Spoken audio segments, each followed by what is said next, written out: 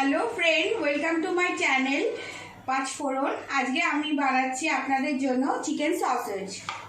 তো chicken sausage বানানোর জন্য আমি এখানে কিছু সসেজ নিয়েছি। আর এখানে আমি ক্যাপসিকাম কুচো করে কেটে রেখেছি। এটা স্প্রিং অনিয়ন আছে, আর 6-7 কোয়া রসুনের কোয়া, পেঁয়াজ কেটে রেখে দিয়েছি। আমি এখানে দুটো পেঁয়াজ ডুমো ডুমো করে কেটে রেখেছি, কিছুটা নুন। এখানে আমি নিয়েছি Schezwan sauce, green chilli sauce, barbecue sauce, tomato sauce, red chilli sauce আর সোয়া সস। আর এখানে আমি একটা চিলি ফ্লেক্স নিয়েছি, আর আমার লাগবে সাদা তেল। তো চলুন শুরু করি। তো প্রথমে এখানে আমি একটা প্যান নিয়ে নিয়েছি। তো আমি এটা প্যানটা গরম করার জন্য অন করলাম। এবার আমি সসেজগুলোকে স্লাইস করে কেটে নেব।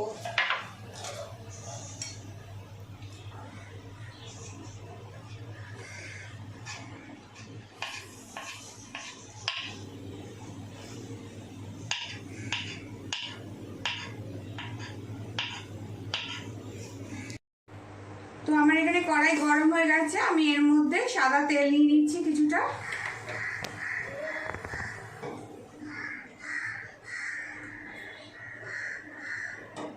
তো দেখুন আমার এখানে তেলটা গরম হয়ে গেছে। এবারে আমি এই সসেজগুলো এর মধ্যে আস্তে আস্তে ছেড়ে দেবো, আর এটা ফ্রাই করব।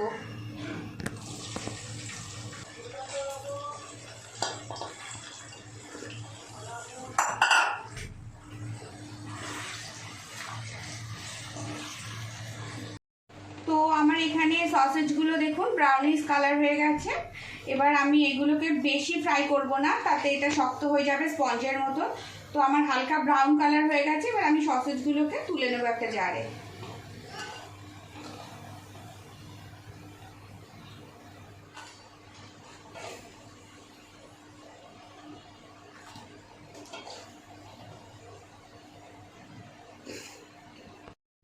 যে কড়াতে সসেজ ভেজেছিলাম সেইটার মধ্যেই আমি বাকি জিনিসটা করব। তো আমি এর মধ্যে অল্প একটুখানি 2 চামচের মতন তেল, সাদা তেল, আমি ইউজ করা সাদা তেলটা 2 চামচের মতো নেব, বেশি না, 2 টেবিল স্পুন। তো তেলটা আমার অলরেডি আগে থাকতেই গরম আছে। তো আমি এটার মধ্যে যে দুটো পেঁয়াজ স্লাইস করে কেটে রেখেছিলাম, সেই পেঁয়াজটা আমি এর মধ্যে দিয়ে দেবো, আর গ্যাসটাকে সিম রেখে দেবো। এবার আমি ক্যাপসিকামটা দিয়ে দিচ্ছি। আমি একটা ক্যাপসিকামকে ডুমো ডুমো করে কেটে নিয়েছিলাম। তো আমার এই পেঁয়াজ আর ক্যাপসিকামটা আমি পুরো ফ্রাই করব না, তাতে নরম হয়ে যাবে, খেতে টেস্টটা অত ভালোও লাগবে না। তো হালকা আমি নেড়ে চেড়ে নেবো 1 সেকেন্ডের জন্য। একটু কাঁচা কাঁচা মুখে থাকলে তখন টেস্টটা বেশি লাগবে।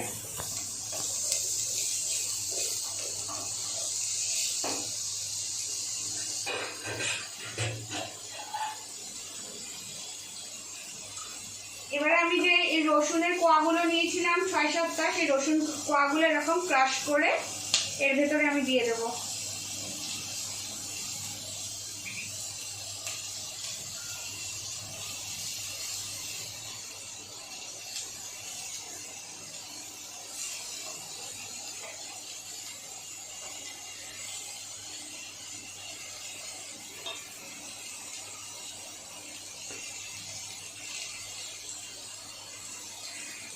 তো আমি এখানে 6-7টা রসুনের কোয়া ক্রাশ করে দিয়ে দিয়েছি।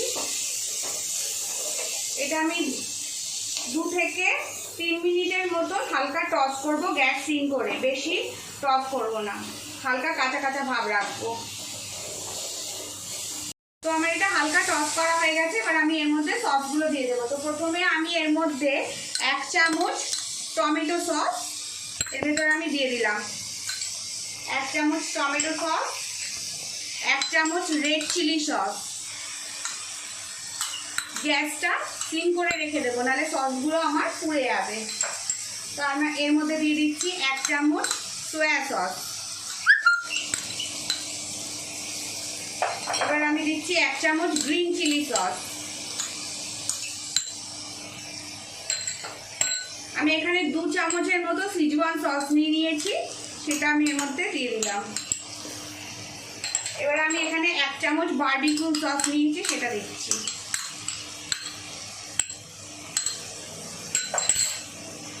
এবার আমি সসগুলো হালকা নেড়ে নেবো ভালো করে।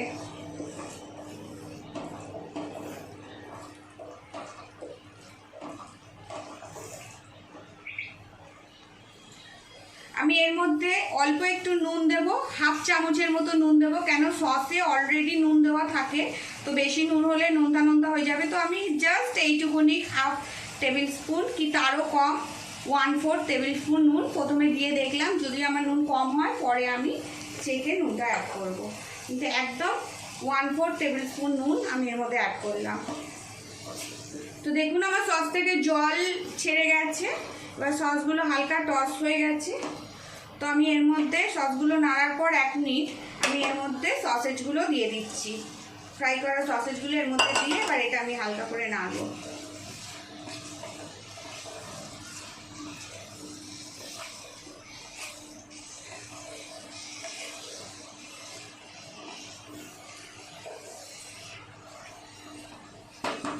এবার আমি এটা জাস্ট 2 মিনিটের জন্য আমি এটা ঢাকা দিয়ে দিচ্ছি। তো আমার এখানে 2 মিনিট হয়ে গেছে।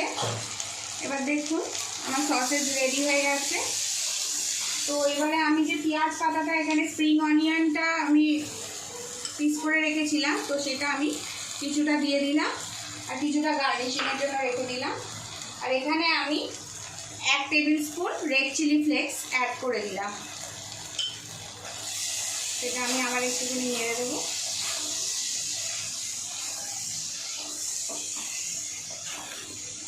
বাস আমার সসেজ রেডি। এবার এটা আমি একটা প্লেটে সার্ভ করব। তো আমার এখানে সসেজ রেডি হয়ে গেছে আর এটা দেখুন কি সুন্দর ইয়াম্মি লাগছে দেখতে। তো আপনাদের যদি এই ভিডিওটা পছন্দ হয় তো প্লিজ আমার চ্যানেলটা